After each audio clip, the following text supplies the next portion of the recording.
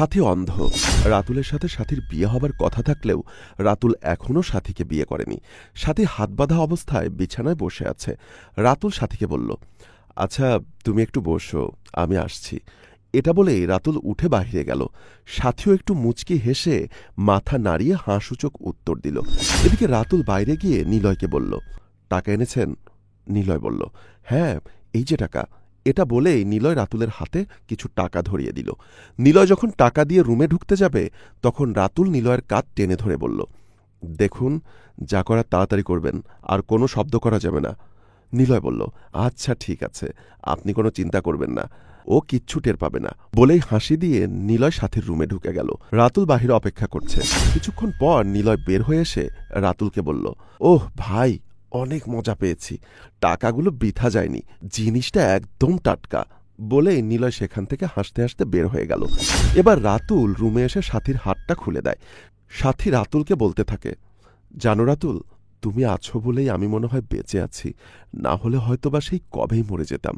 তোমার মতো একজন মানুষ পেয়ে সত্যি আমার নিজেকে ধন্য মনে হয়। আমি চোখে দেখতে পাই না, তবু তুমি আমাকে কতটা কেয়ার করো, ভালোবাসো। রাতুল বলল, আচ্ছা এখন বাদ দাও এগুলো, আমি তো আছি, সারাটা জীবনই তোমার পাশে থাকব। নাও, এখন অনেক রাত হলো, ঘুমিয়ে পড়ো। রাতুল রাস্তার মোড়ে দাঁড়িয়ে ফোনে কথা বলছে।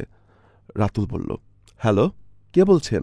সিয়াম বলল, ভাইয়া, আমি সিয়াম বলছিলাম, আপনার সঙ্গে একটু দেখা করতে চাই। রাতুল ঠিকানাটা বলে ফোন রেখে দিয়ে সিয়ামের জন্য অপেক্ষা করতে থাকে। এর কিছুক্ষণ পরেই সিয়াম এসে উপস্থিত হয়। সিয়াম বলল, আপনি রাতুল? জি, আপনাকে তো ঠিক চিনতে পারলাম না। সিয়াম বলল, জি, আমি সিয়াম, কিছুক্ষণ আগে আপনাকে কল করেছিলাম। রাতুল বলল, ও হ্যাঁ, বলুন, কি বলবেন? সিয়াম বলল, আসলে আমার জিনিস লাগবে, শুনলাম আপনার কাছে নাকি ভালো জিনিস আছে। ভালো জিনিস মানে? কি বলতে চান আপনি? সিয়াম বলল, আরে ভাই, লুকাচ্ছেন কেন? ভালো জিনিস থাকলে তার তারিফ তো করতেই হয়, আমার কাছে গোপন করে লাভ নেই, আমি সব জানি। এখন বলেন তো, কত টাকা দিতে হবে? রাতুল বলল, দেখুন, আপনি ভুল শুনেছেন, আমার কাছে কিছু নেই, আর আমি কোনো ব্যবসাও করি না।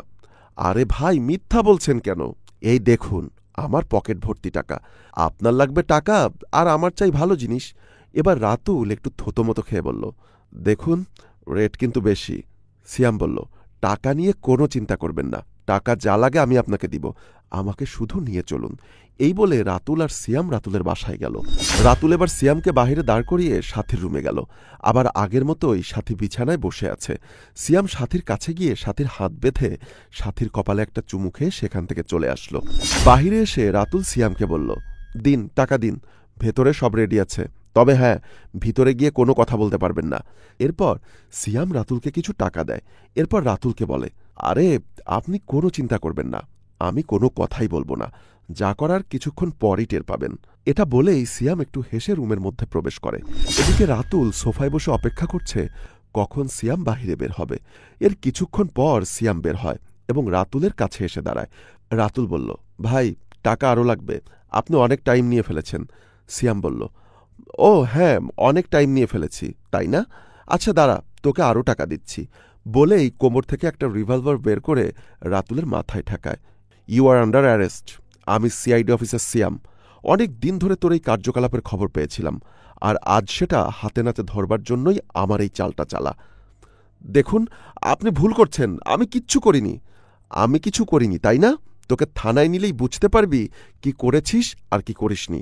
তোর লজ্জা করে না একটা অন্ধ মানুষের বিশ্বাসের মর্যাদা এভাবে ক্ষুণ্ণ করতে? এমন সময় রুম থেকে সাথী বের হয়ে আসে। কি হয়েছে, এখানে চিল্লাচিল্লি কিসের? সিয়াম বলল, এতদিন আপনি যাকে বিশ্বাস করে যার সঙ্গে থাকতেন, সেই দিনের পর দিন আপনার বিশ্বাসকে পুঁজি করে আপনাকে দিয়ে ব্যবসা করিয়েছে। দেখুন, এই তার প্রমাণ। বলেই ফোন বের করে রাতুল, আর সিয়ামের কন্ট্যাক্ট করার ভিডিওটা দেখাতে যায়। তখন সিয়াম বলল, ও, আপনি তো চোখে দেখতে পান না, তাহলে সাউন্ড শুনুন। ভিডিওটা শেষ হলে সাথী বলল, আরে এটা তো রাতুলের গলা, আর এটা তো আপনার গলা। ছি রাতুল, ছি, যে মানুষটাকে এতটা ভালোবাসতাম, বিশ্বাস করতাম, সেই তুমি কিনা দিনের পর দিন আমাকে দিয়ে এমন জঘন্য কাজ করিয়েছ। তুমি কি মানুষ? এই বলে সাথী কান্নায় ভেঙে পড়ে, আর সিয়াম রাতুলকে নিয়ে সেখান থেকে চলে যায়।